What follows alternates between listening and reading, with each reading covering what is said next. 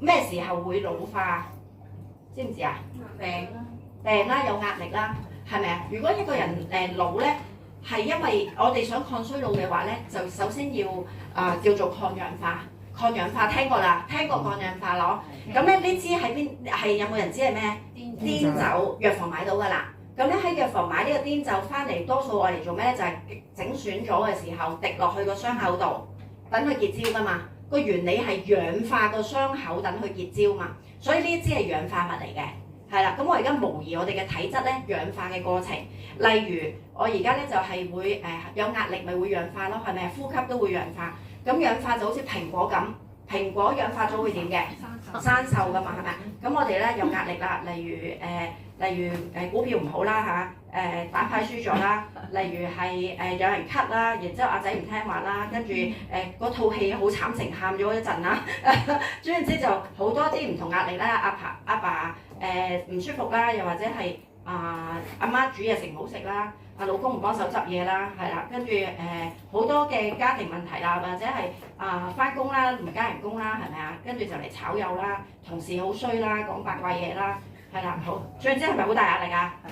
好，咁我哋壓力就會令到我哋身體自由基產生，令到我哋身體係氧化，跟住就衰老。咁我哋咧解決嗰個抗氧化嘅方法咧好簡單，檸檬都得嘅。有冇聽過人話檸檬係最好嘅抗氧化嘅生果啊？係啦，咁我就睇下佢嘅解決效能得唔得啦？好，咁咧個解決效能咧就試下咯喎。好多汁係啊，手都浸好大力嘅。係啊，好得罪我啊，好大力㗎。講笑啫，係要湊得3個仔都要有啲力㗎啦。係嗱，見到做到嘢淡咗，即係話都有抗氧化嘅效能。好啦，咁跟住我哋嚟試下咯喎。艾朵美咧有一個即係非常之經濟實惠嘅維他命 C， 佢裏邊有7種水果蔬菜粉嘅喺裏邊。你一日有冇食夠7種嘅水果啊蔬菜有冇㗎？未必咯，可做唔到喎。咁但係呢一度已經有晒，咁我哋咧就去俾你睇啦。咁呢度成包咧，我只係攞一半出嚟啊嚇，一半好，呢度有剩嘅，呢度仲有成大半喺度啊嚇。我哋睇下個抗氧化效能先。